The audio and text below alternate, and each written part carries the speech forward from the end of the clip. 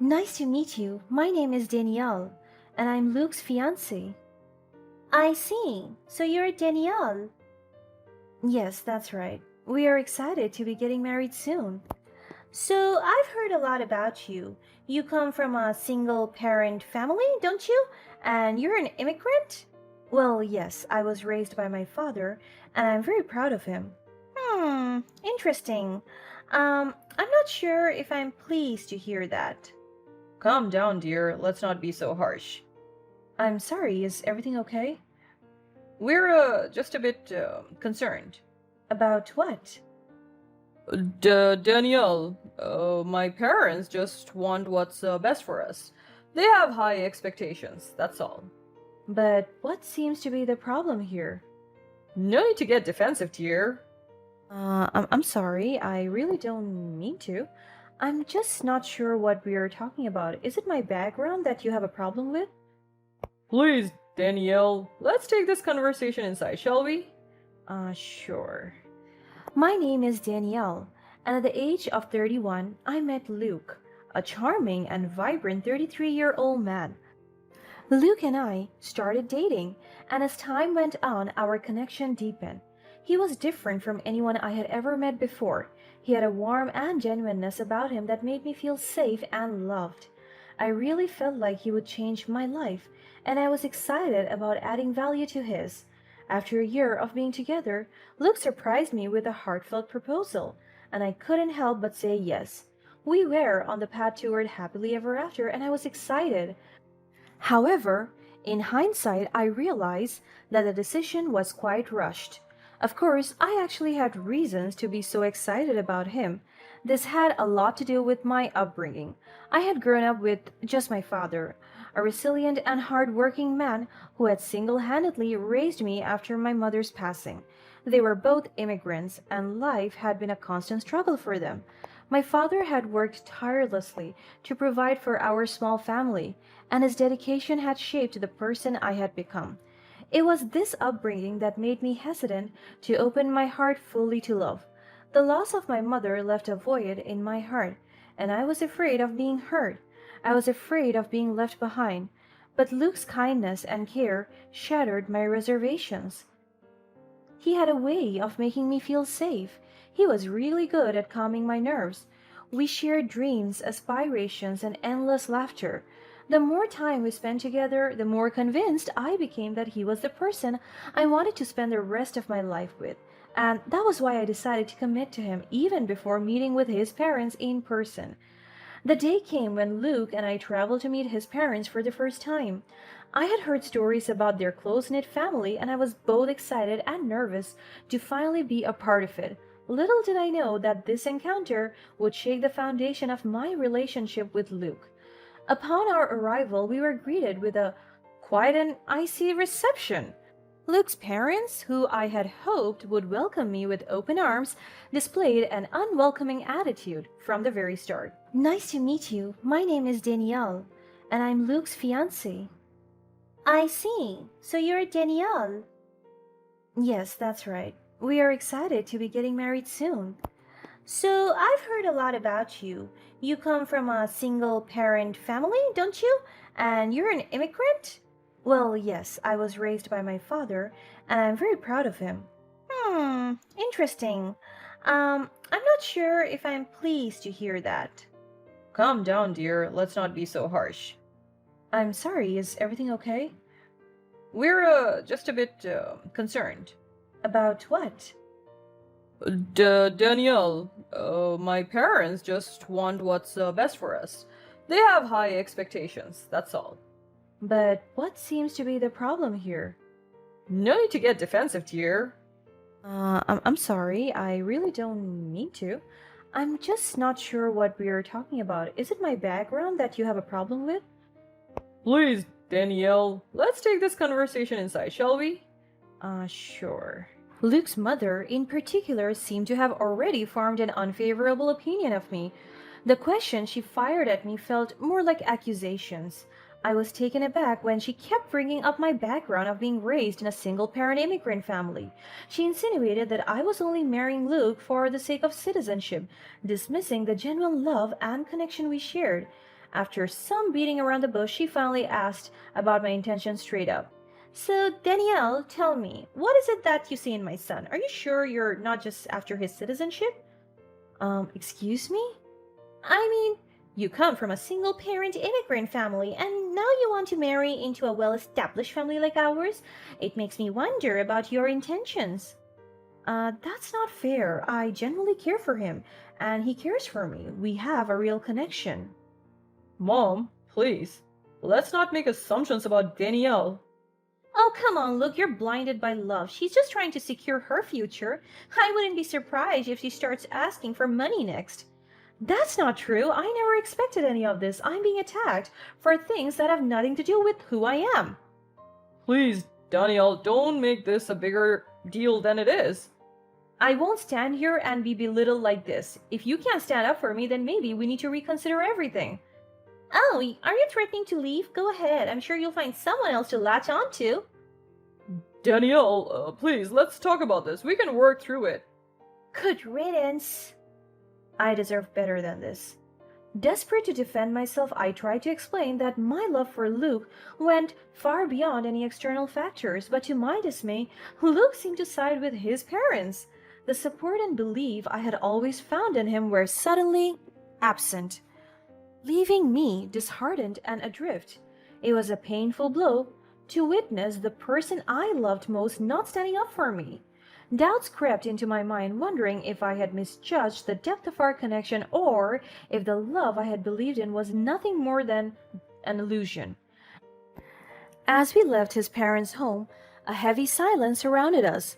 Luke did his best to comfort me, and without his parents around, he seemed to be back to his normal self. The path that lay ahead seemed uncertain and rocky, and my heart trembled at the thought of what would come next.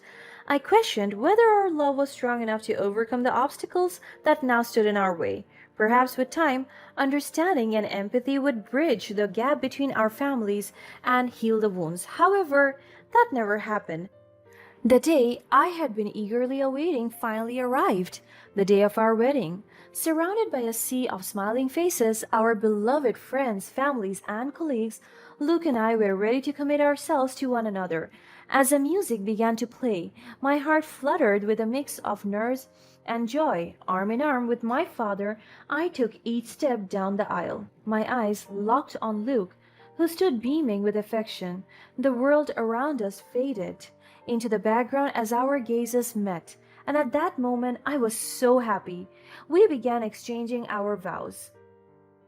Danielle, from the moment I met you, I knew there was something special about you. You brought light into my life. I am so grateful that I have found someone who would respect my family values no matter what. I promise to be there for you just as my family has always supported me. Together, we will build a life filled with the traditions that have shaped us into who we are. I love you, Danielle, and I can't wait to embark on this journey with you. As Luke spoke his vows, something didn't feel quite right to me. While I appreciated his intention to honor and embrace family values, I couldn't help but notice that his focus seemed to center more on his family traditions. A sense of unease crept into my heart, questioning whether our love was truly a partnership that I had wanted. Nevertheless, caught up in the moment, I continued with my own vows, expressing the love and commitment to Luke. My voice trembled slightly as I promised to be there for him, to support him through life's ups and downs, and to cherish the love we had nurtured. Deep down, though, I couldn't ignore the doubt that had been sparked by Luke's vows. As Luke gently slid the ring onto my finger, I couldn't shake off a weird feeling. Still, I tried to brush it aside. Hand in hand, Luke and I walked back up the aisle, surrounded by the cheers and well wishes of those who supported us. Little did I know that it was the last moment of the day that I would feel joy. The atmosphere of the reception took an unexpected turn when Luke's parents were visibly intoxicated. It was evident to everyone present that something was weird, and a sense of concern rippled through the crowd. As the night progressed, Luke's mother's behavior grew increasingly disturbing. In a fit of anger, she turned her attention towards me, launching a verbal attack that left me stunned and hurt in front of everyone. So, Danielle, this is it. Just be honest with everyone here. Is it true that you're just a greedy wrench? Marrying my son for citizenship, huh? What? No, that's not true at all. Of course, you expect us to believe that. Yes, because it's the truth. Our love is about the connection we share and the life we want to build together. And the life you want to build? And what exactly can you bring to the table, Danielle? I know what you're thinking. My background doesn't define me. I worked hard to overcome challenges and create a life for myself. Oh, well, you'll make more money as a citizen, won't you? So, how about a little allowance? Say $5,000? Are you serious? That's absurd. I would never ask for money or view our marriage as a financial transaction. I highly doubt it. You're just here for the money. Exchange. The venom in her words cut deep, poisoning the atmosphere and casting a dark shadow over the festivities. It was a shockingly callous request, rooted in assumptions and prejudice. My father, never one to back down in the face of injustice, fiercely defended me and engaged in a heated with Luke's mother. That's enough. How dare you belittle my daughter and make such offensive demands? This is not who we are, and we won't tolerate this kind of behavior. Stay out of it. It's none of your business. It is my business when my daughter is being attacked and disrespected. Unacceptable. We don't need to endure this, my dear. You're right, Dad. The guests watched in disbelief as my mother-in-law continued to berate me, creating an uncomfortable scene. Luke's mother's true intention, hidden until now, was laid bare for all to see. It was a painful realization witnessing the people who were meant to be my family treat me with such disdain and disrespect. But what hurt me the most was Luke's response. In that moment of confrontation, he was just a coward who was failing to stand up for me when I needed him the most. The person I had believed would always be my rock and protector had disappointed me, leaving me feeling vulnerable and abandoned. The festivities were replaced by an air of tension and sadness. The guests exchanged uneasy glances, unsure of how to respond to the spectacle unfolding before them. Right. It was a stark reminder that even in the midst of celebration, darkness could find its way into our lives, testing the bonds we held dear. In the moment of devastating betrayal, I made a decision that would alter the course of our lives. Without hesitation, I canceled the wedding then and there. I apologized to everyone and left the scene in just a few minutes. The sympathy and support from the guests served as a bittersweet comfort, reminding me that I was not alone in my pain, yet deep down I was devastated. I locked myself in my room for days after that incident. As the days unfolded, something shocking happened.